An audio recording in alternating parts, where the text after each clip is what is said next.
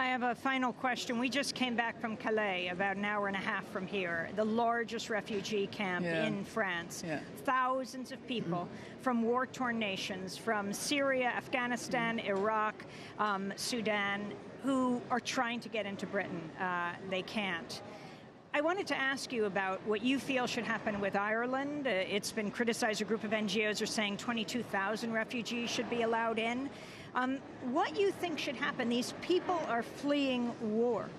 I'm more constrained talking about Ireland as a former president. I'm not at all constrained talking about the migrant situation. It really, I feel it is shameful that so many have died coming across the Mediterranean, that so many live in terrible conditions because they have human rights. They have the right to the dignity of moving.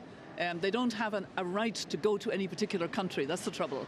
But refugees have rights under the Refugee Convention and the 1967 Protocol. And those rights are not being respected at the moment. So we need more pressure. I'm glad that Angela Merkel has got recognition for what she was doing on migrants, because we have to have leadership in different countries. And the reality is that without that leadership, the populist far-right representation in different countries will, walk all over this. So we need very clear, principled leadership based on human rights and based on gender equality. Do you have any presidential advice for a Republican presidential candidate in the United States, Donald Trump, who says, don't let Muslims into the United States? I'm glad that he is being rightly outraged and condemned for that, and that even people in Britain don't want him to visit. And I think, I think the world reaction may well be enough to bring home that he is not a suitable person to be President of the United States. He's not qualified. He's saying terrible, racist, exaggerated things just to get publicity.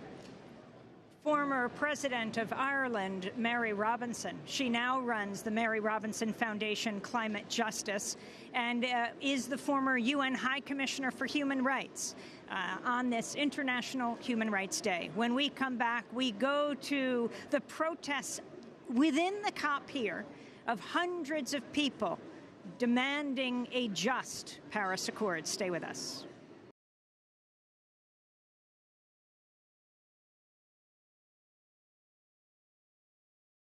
Hi, I'm Amy Goodman. I want to thank you for tuning in to Democracy Now! We are so grateful to our fans and followers for being a part of the daily conversation. By choosing a news source that's committed to the truth, you're carrying the message of independent media, reaching hundreds of thousands of people every day. In these times of war and elections, we need a media not sponsored by corporations that profit from war, but a media that's truly independent, funded by you. Democracy Now! Is not paid for by the weapons manufacturers, the insurance industry, or the oil, gas, coal, or nuclear companies. We don't take advertising or corporate underwriting dollars. That means we rely on your donations to make our daily independent news hour possible. We need your support today to keep bringing you the hard-hitting, in-depth reporting you've come to expect 5 days a week. Visit democracynow.org, or you can call 888-999-3877. That's 888-999-3877 to make your holiday gift to Democracy Now! Today. Thanks so much for sharing Democracy Now! Stories all year long.